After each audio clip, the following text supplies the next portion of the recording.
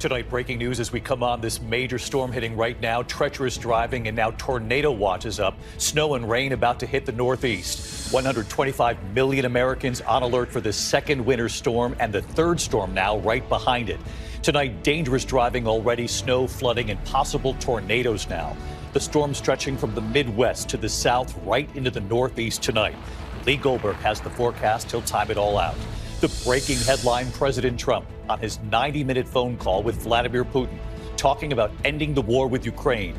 The president then speaking with President Zelensky after. And when asked today if Russia and Ukraine are equals in this peace effort, President Trump said that's an interesting question. What the president said about the future of Ukraine. The images coming in, the U.S. military jet crashing, plunging into the water right near a neighborhood. The pilots rescued by boat. Tonight, the U.S. economy, the new report, inflation rising. Families paying more for groceries, used cars, medical bills. Tonight, President Trump, who promised lower prices on day one, blaming former President Biden and what's being done to bring the prices down. Tonight, the Senate confirming one of President Trump's most controversial nominees, Tulsi Gabbard, now sworn in tonight as Director of National Intelligence. And RFK Jr. crossing a major hurdle tonight on the eve of his confirmation vote. Tonight, the alarming scene, 20 children and adults sickened with carbon monoxide poisoning. 2 major train derailments, in one of them 19 cars jumping the tracks. Tonight, hear why Mariah Carey, Cyndi Lauper, and Chubby Checker are all making news. And the winner of the Westminster Dog Show, right here. From ABC News World Headquarters in New York, this is World News Tonight with David Muir. Good evening. We do begin tonight with this dangerous storm hitting right now, the second major storm this week, and now a third storm right behind it. 125 million Americans on alert for heavy snow and flash flooding now. There is also a tornado watch as we come on tonight. Multiple states in the south. Snow and ice pushing their way from Chicago to New York at this hour. Chicago getting the most snow of the season so far. Look at this tonight. Drivers struggling to stay on the roads. Virginia with a state of emergency in place at this hour. More than a foot of snow falling there in the last 24 hours. Hundreds of accidents now reported. Nearly 200,000 customers without power tonight. Heavy ice taking down power lines. Some of those lines you can see smoking when hitting the ice and snow on the ground. Lee Goldberg has the forecast where this hits tonight into tomorrow, and now this third storm right behind it. ABC's Alex Perez leading us off with the images already tonight. Tonight, the second of 3 powerful cross-country storms is wreaking havoc in the heartland. The biggest snowfall of the season so far for Chicago. North of the city and Lake County, traffic crawling on Interstate 94. Mail trucks stuck in drifts, cars littering ditches all over the place. Our Kansas City station, KMBC, out on snowy Interstate 70 before dawn. Definitely a situation where you have to be very cautious. The system set to slam the east just as millions are digging out from the last one. Overnight, white-knuckle driving around Baltimore. Multiple vehicles sliding on and off the road. D.C. digging out from half a foot. Drivers in Atlantic City dealing with a hidden danger. The potholes you can't see when they're covered with snow, so that's what makes it a little bit more dangerous. Virginia, with that state of emergency in place, hit hard. Huge trees crashing down onto homes. Nearly 200,000 losing power. State police reporting nearly 900 crashes and nearly 90 hurt. Thankfully, no fatalities. And David, we're not in the clear just yet. Now, a third winter storm is expected to hit Friday night before the return of sub-zero temperatures. David? Alex Perez in Chicago tonight. Alex, thank you. Let's get right to Chief Meteorologist Lee Goldberg from our New York station, WABC. Hi, Lee. Hey, David, a dangerous situation unfolding across the south. We have tornado watches out from Louisiana to Mississippi and Alabama. Active tornado warning west of Hattiesburg. Places like Meridian and Monroeville all in line for this. The watch goes through this evening. To the north, it's a flood threat into Kentucky. Snow flying from Chicago to Detroit. Icing in the Blue Ridge where they saw a foot of snow yesterday. It'll be rain from D.C. to Philly, but a mix from New York to Boston that goes over to rain snow for northern New England. Out west, the third major storm of the week. It's coming on shore into California. There are flood watches out from San Francisco to L.A. The heavy rain will get into Southern California by tomorrow, up to 5 to 10 inches of rain. Obviously concerned about the mudslides potentially near the burn scars. We could have 5 to 10 inches of rain and maybe up to 8 feet of snow in the Sierra. This is the same storm that will cross the country and bring more snow and rain to the Midwest and Northeast by the weekend. David? Another fast-moving storm. Lee Goldberg with us tonight. Lee, thank you. In the meantime, we turn now to the other major news this Wednesday night. President Trump revealing he had a 90-minute phone call with Vladimir Putin today, talking about ending the war with Ukraine. The president then speaking with President Zelensky after that call. And when President Trump was asked today if Russia and Ukraine are equals in this peace effort, President Trump said that's an interesting question. The president was also asked if Ukraine should have to give up territory to Russia. Here's our chief White House correspondent, Mary Bruce, tonight. President Trump on the phone today with Russian President Putin for 90 minutes, agreeing to start negotiations immediately to end the war in Ukraine. Trump choosing to talk with Putin first. We had a great call, and it lasted for a long time, over an hour this morning. I also had with President Zelensky a very good call after that. And I think we're on the way to getting peace. I think President Putin wants peace, and President Zelensky wants peace, and I want peace. The president agreeing to meet with Putin, saying their first sit-down could be in Saudi Arabia in the near future. But Trump also suggesting he may go to Russia and that Putin might come here. I'll be dealing with President Putin largely on the phone, and we ultimately expect to meet. In fact, we expect that he'll come here and I'll go there and we're going to meet. Trump saying the Ukrainian president would likely be involved in a second meeting. Zelensky posting this photo of their phone call today, saying together with the U.S. we are charting our next steps to stop Russian aggression and ensure a lasting, reliable peace. As President Trump said, let's get it done. Trump pressed if he would support the idea of Ukraine having to give up territory. Well, he's going to have to do what he has to do, but, you know, his poll numbers aren't particularly great, to put it mildly. And the president was asked if he views Ukraine as an equal in these talks. Do you view Ukraine as an equal member of this peace process? It's an interesting question. I think they have to make peace. Their people are being killed, and I think they have to make peace. I said that was not a good war to go into, and I think they have to make peace. That's what I think. Before taking office, Trump long said he would end the war in 24 hours. And tonight, his new Defense Secretary Pete Hegseth, standing at NATO headquarters on his first trip to Europe, announcing a dramatic shift in U.S. policy, saying it's simply not realistic to think Ukraine can regain all of the territory Russia has seized. We must start by recognizing that returning to Ukraine's pre-2014 borders is an unrealistic objective. It comes as overnight President Trump welcomed home Pennsylvania teacher Mark Fogel, back on U.S. soil after more than 3 years in Russian captivity, imprisoned for carrying a small amount of medically prescribed marijuana. I feel like the luckiest man on earth right now. In exchange, the U.S. releasing Russian cybercriminal Alexander Vinnik. We asked the White House if the teacher coming home and this push now to end the war, talking with Putin first, is all linked. The timing of that is hard to ignore.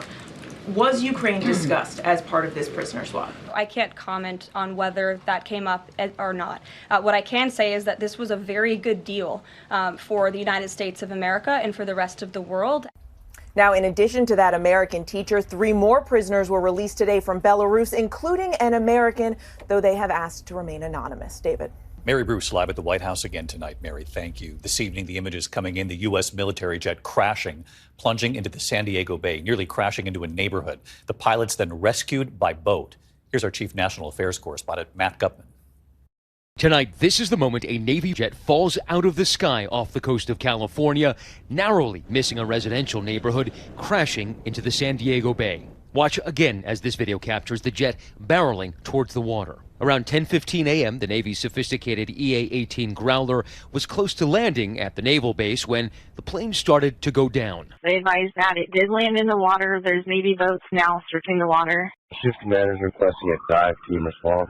Both pilots ejecting safely, the Coast Guard, the Navy, and Customs and Border Protection dispatching boats to look for the crew, but it was a local fishing vessel that rescued the pilots who were in the water for only about a minute. You could hear it like when it went over the motel, and then it was kind of quiet, and then it kicked up again, and All of a sudden, just a few seconds later, I just saw the plane just go straight down into the water. The two pilots transported to a local hospital for medical treatment. They're in stable condition, and the cause of the crash is now under investigation. The pilot's making a split-second decision to eject from that aircraft just a short distance from a densely populated neighborhood. If this aircraft had continued on even a second more, it could have hit Shelter Island or flown into a populated neighborhood in Point Loma.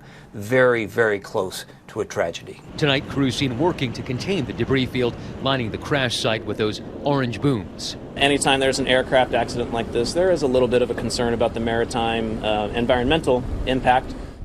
And David, we were told that the weather with poor visibility and rain at the time will certainly be a factor that's investigated. And aviation experts say they can't stress enough the importance of, had those pilots pulled that ejection just a fraction of a second later, that plane might have continued into that densely populated neighborhood, possibly causing a horrific tragedy. David. Yeah, the timing of that was everything. Matt Gutman live in California. Thanks, Matt.